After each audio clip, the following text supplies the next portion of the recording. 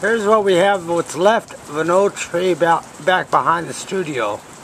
Years ago I had all the branches trimmed off because it was growing up on the second story roof and everything. And as you can see, all the bark fell off of it and everything. But it was such a unique old tree in the wood.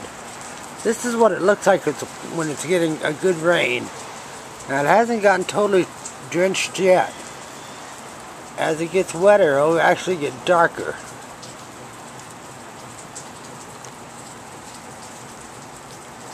But yeah, there's all kinds of neat curves in that tree. It's almost like having a sculpture made.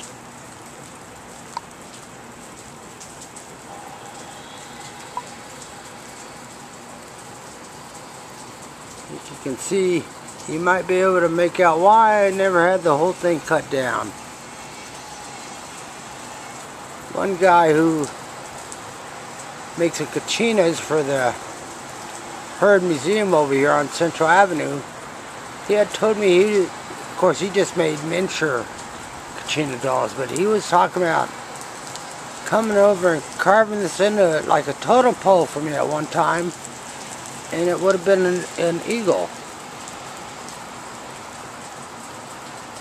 Somehow he's going to work it in where, as it went up like this, this area would be like the main eagle, and then where it branches out would have been the wings coming up. But he never got around to it. Sad to say. I'm going to run downstairs and get a picture of this from the ground level on the other side. Here's some close-ups of that tree. As you can see, when I was talking about all the interesting stuff that it still hasn't gotten wet enough. This thing gets really dark. And you see these different shades, different hues there. Those really show up when it gets more dark.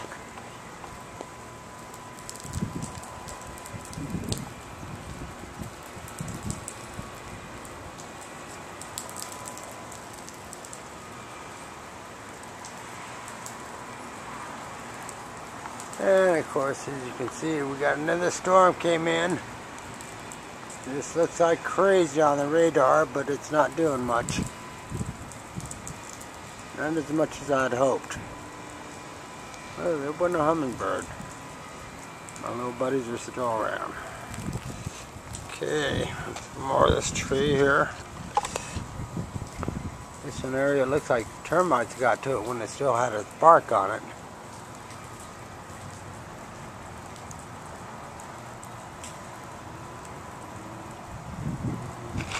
But yeah, this tree gets really interesting as it gets more wet. See all these different colors. Just imagine once they get wet how they really stand out. Like I said, I like to kind of think of it as nature's little sculpture in my backyard of the studio here. There's a little root. This type of tree actually grows the roots. There it is. Grows them up along the ground area. And it grows down under the ground also.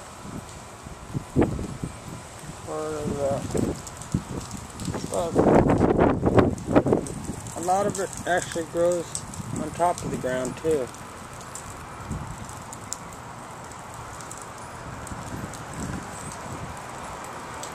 It's awesome. See all those different patches there. When this gets more wet, those stand out more. And I'm going to sign off just so you don't think I'm a crazy guy. I am crazy, but oh well. Bye. Oh, here's some holes where the woodpeckers got to it. Of course, here's that little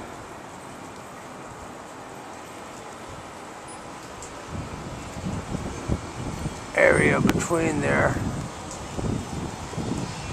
You know, that's all wrinkled up there. Some more of those woodpecker holes.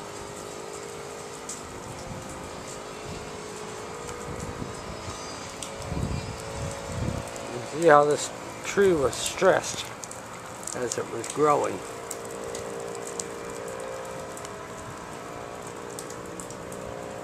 And it survived for quite a few years. I think it's about 4 years back.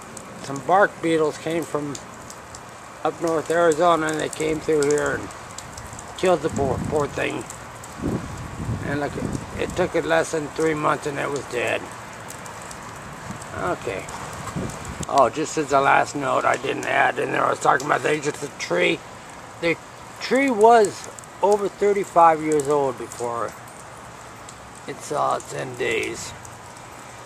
And it probably could have kept going after long past that.